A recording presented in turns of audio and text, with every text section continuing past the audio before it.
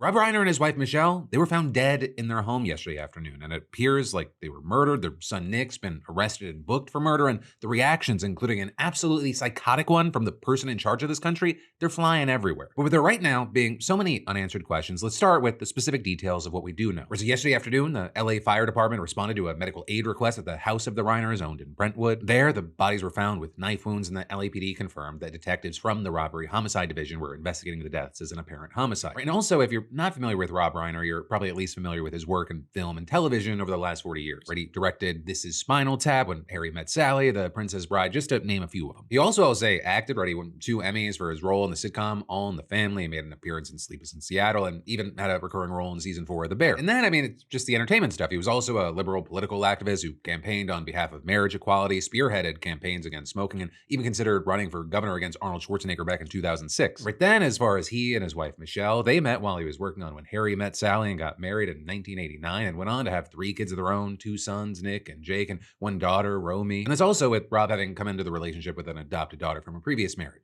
Regarding this family, Rob and his son Nick even made a movie together which premiered in 2015 about the issues that their family endured. And specifically, the movie centered around a character inspired by Nick and his struggle with addiction. I had no idea how difficult it was for him. Yeah. But I knew what I was going through, and I thought maybe there's something in that, in a story, but then I kind of put it aside because I thought this is too raw and it's too, difficult. But I guess when we had a little distance on it, then we could kind of start looking at it. But we now flash forward from that clip back in 2016 to it being reported that sources have confirmed that Nick killed Rob and Michelle. Right, and from there, you have TMZ saying that an argument led to Nick attacking his parents, and it was one of his sisters that found the bodies. TMZ then further reporting that Nick was in custody of the LA County Sheriff's Department. And then, just this afternoon, you had the LAPD putting out a statement saying that Nick Reiner is being held without bail, and their investigation has found that he is responsible for his parents' death. While the public is waiting for more information, many people have been chiming in from around the internet to talk about Rob and Michelle and mourn their loss. Many in the film industry highlighting his beloved work as well as his position as a staple of the entertainment space. Sean Astin, president of SAG-AFTRA, saying that Rob Reiner is one of the most significant figures in the history of film and television, saying the impact he made on American culture simply can't be overstated. You then also had politicians like Gavin Newsom and Los Angeles Mayor Karen Bass focusing on his advocacy. Initially, if you looked around, there was a lot of love and sadness for both people on the left and the right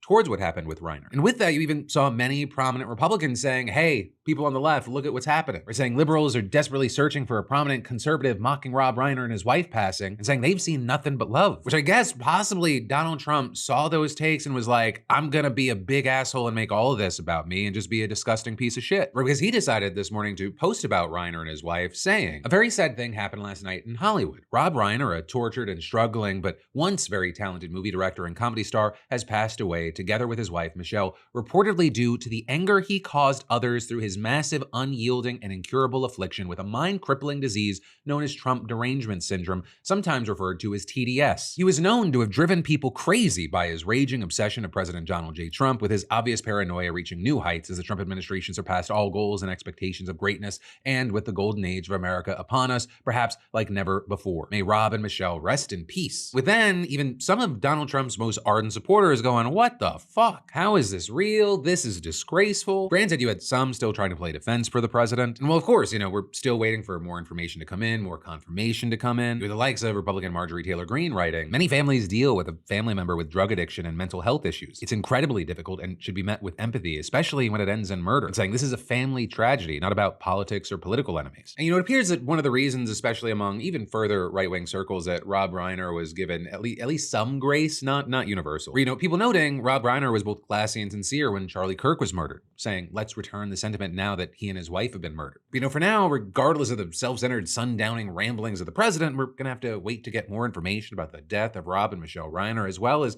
what's happening around Nick, including why he'd do this, as well as what's in store for him now.